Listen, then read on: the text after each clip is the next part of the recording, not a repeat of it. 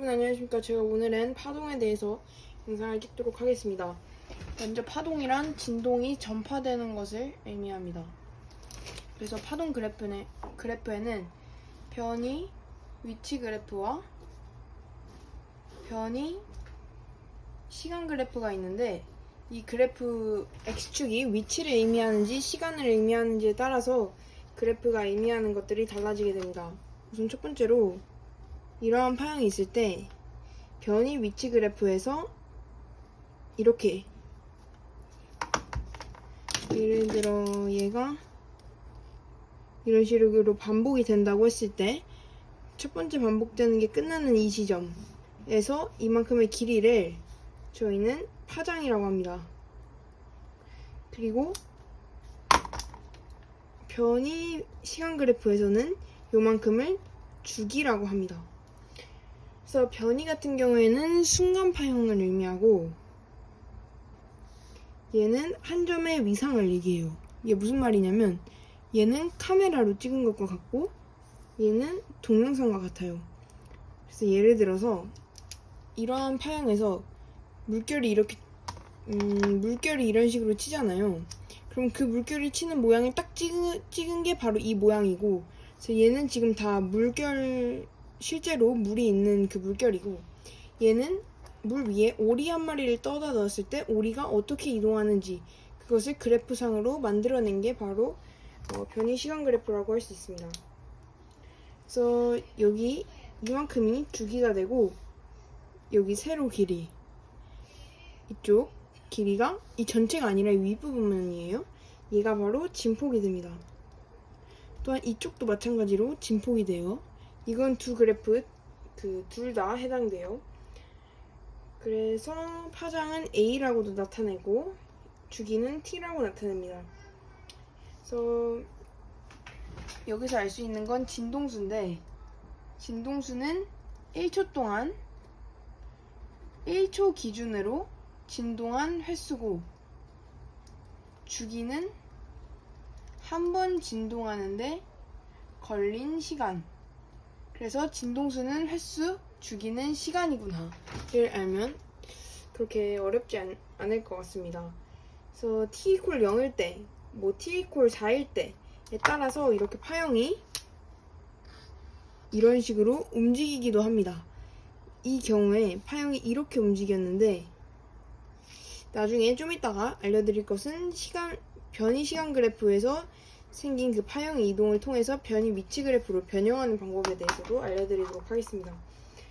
먼저 기본 개념을 알려드리면, 파원이 이렇게 있고 이렇게 전파가 된다고 할 때, 이 전파들은 예를 들어 수영장의 물은 바로 매질이라고 하고, 이 매질이 바로 전파 속력을 결정합니다.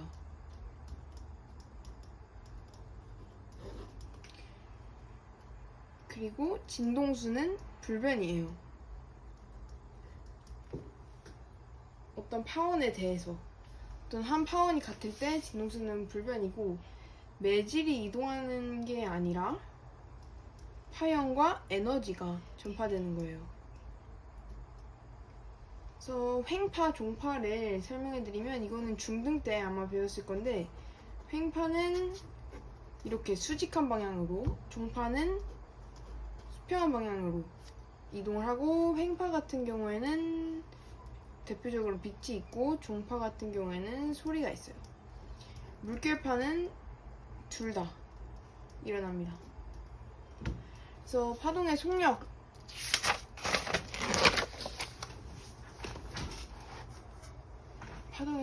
대해서 잠깐 알려드리면, 우선 속력은 시간분의 거리죠. 그래서 얘는 주기분의 파장이라고 하고, T분의 람다, 즉 F 람다라고도 할 수 있습니다. 여기서 알 수 있는 것은 T분의 1이 진동수, 혹은 T는 F분의 1, 이런 식으로 역수 관계에 있다는 것을 알 수 있습니다. 그래서 예를 들어 60초에 1회 진동한다 하면은 1초에 60분의 1번 진동한다, 이렇게 나타낼 수도 있는 거죠. 그래서 F가 같은 두 매질에 대해서 t 또한 같게 됩니다. 시간이 죽이고 거리가 파장이다. 이 정도까지 알면 될 것 같고요. 그 다음은 파동의 속력 2인데 빛의 속력 같은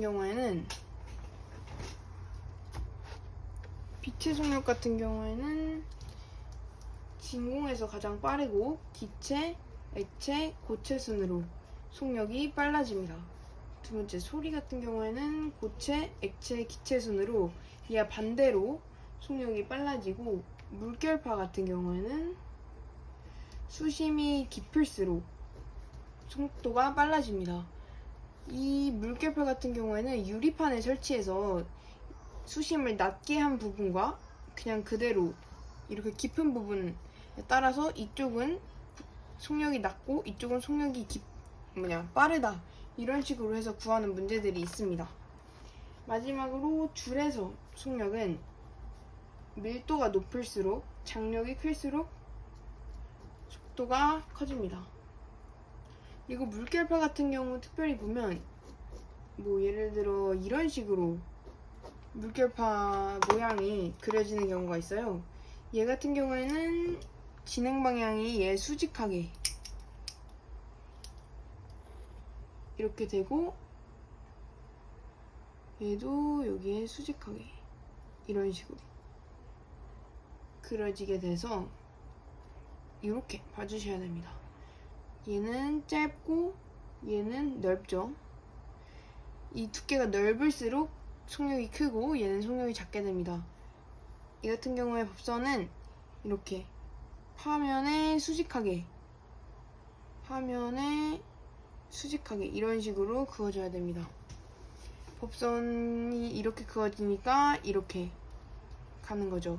입사각, 반사각 이렇게 표현할 수 있고, 이 각도, 입사각과 반사각 계산할 때는 사실 얘 어차피 수직한 거기 때문에 이대로 계산하셔도 무관하긴 하지만, 정확히 개념을 따져보자면 이걸 파면에 수직한 걸 그리고 이동방향 수직하게 그려서 이렇게 푸는 게 정석이다 라는 거를 알려드리려고 했습니다.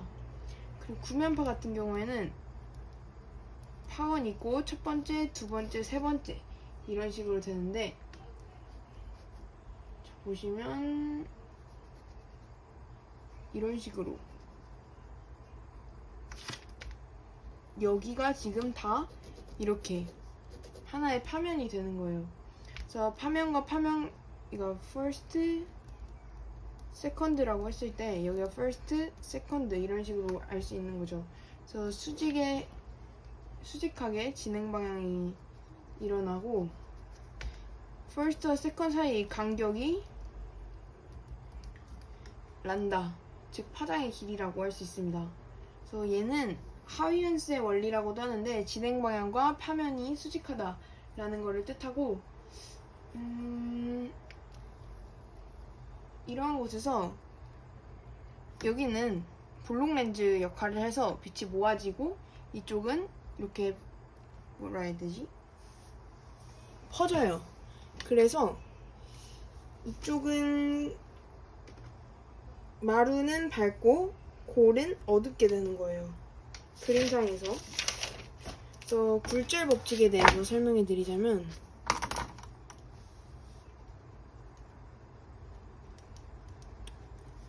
이제는 파동의 굴절에 대해서 설명할 거예요. 굴절의 법칙은 굴절하더라도 진동수 변하지 않는 거, 이게 가장 핵심이고, 얘 같은 경우에는 그래서 사인 B 공식을 알아놓자면 사인 세타 1, 사인 세타 2는 V1분의 V2는 N2분의 N1는 란다 1분의 란다 2 이렇게 나타낼 수 있는데, 이게 뭐냐면 1, 2 매질이 이렇게 있을 때 법선을 그려서 보면, 예를 들어 이런 식으로 여기가 입사각, 반사각이 되죠. 그래서 예를 들어서 이런 식으로 여기가 first 파면, second 파면, 여기가 third 파면, 네 번째 파면 이런 식으로 있을 때 진행 방향은 이렇게 되니까 그려지고 여기가 세타 1, 여기를 세타 2라고 했을 때 사인 세타 1분의 사인 세타 2, 사인 세타 2분의 사인 세타 1은 V2분의 V1은 N1분의 N2. 하나의 매질에서는 진행 속력이 일정하고 F가 불변하고 T도 불변하고 또한 입사각이 커지면 굴절각도 커진다. 아까 죄송해요. 반사각이 아니라 굴절각인데 제가 잘못 얘기했네요. 그리고 특별히 각이 클수록 사인이 커지죠. 사인 그래프 그려보면 이렇게 90도까지 갈 때 y가 점점 늘어나잖아요. 그러니까 각이 클수록 90도 내외에서 사인비가 커지기 때문에 속력도 커지고 파장이 길어져요. 네, 이러한 비를 알고 계시면 조금 좋고, 그래서 빠르면 각도 크고 란다 길고 n 작다, 굴절력을 작다. 느리면 세타 작고 란다 짧고 굴절력 크다. 그래서 법선은 화면의 수직이고 매질 일정하면 굴절률도 일정해진다. 이 정도 아시면 되고 생활 속 굴절까지만 하고 오늘 영상 마치도록 할게요. 생활 속 굴절.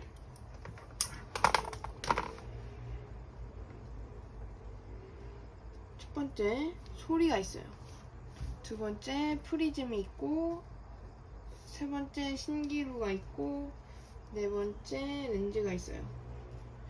가장 중요한 거, 사인각 크면 빠르고 란다 길다. 사인 작으면 느리고 짧다. V 란다 사인. 소리 같은 경우에는 따뜻하고 차가울 때, 즉 이때는 낮을 때예요. 낮을 때 지금 보면은 사인이 지금 여기 각도가 더 크죠? 아니, 각도가 더 크니까 사인이 더 크죠? 얘가 빠른 거고 얘가 느린 거죠. 빠르고 느리면 얘는 란다가 길고 란다가 짧아요. 밤 같은 경우에는 반대로 지면이 차가워지고 위가 따뜻해져요. 그래서 차가움, 따뜻함 이렇게 되는 거죠. 얘가 크니까. 프리즘 같은 경우에는 이런 식으로 들어가서 이렇게 꺾여서 나오게 되는데 빨강색에서 보라색까지 되는 거고, 신기루 같은 경우에는 이런 식으로 야자수 나무가 있을 때 뜨겁고 차가우니까 이런 식으로 꺾어져서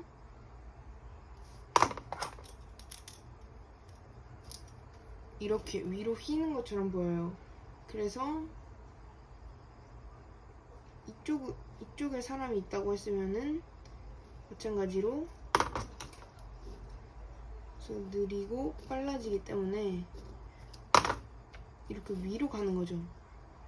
그러면 사람이 눈이 여기 있다고 하면 얘가 보기에는 이렇게 쭉 여기 보이기에는 이렇게 올라와서 보이는데 이렇게 있다는 착시를 보여서 여기 있다고 생각하게 되는 거예요. 눈이 보기에는. 그래서 이런 식으로 거꾸로 보이게 되는 거죠. 렌즈 같은 경우에는 빠르고 느리고 빨라요. 왜냐하면 이렇게 돼서 이게 수직하게, 화면을 수직하게 보면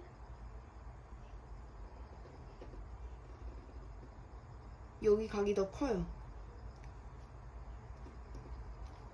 그래서 여기 빠르고 느리게 되는 거예요. 여기서는 느리고 빠르게 돼요. 왜냐하면 수직에 대해서 여기가 각이 작고 여기가 크니까. 마지막 5번째 떠보이기가 있는데, 물에 대한 굴절로 인해서 여기에 있는 물체가 이렇게 떠보이게 되는 현상을 말해요. 원래 이렇게 꺾여서 오는 건데 이 사람은 이렇게 직선에 있다고 생각하니까 여기 있다고 생각하게 되는 거죠.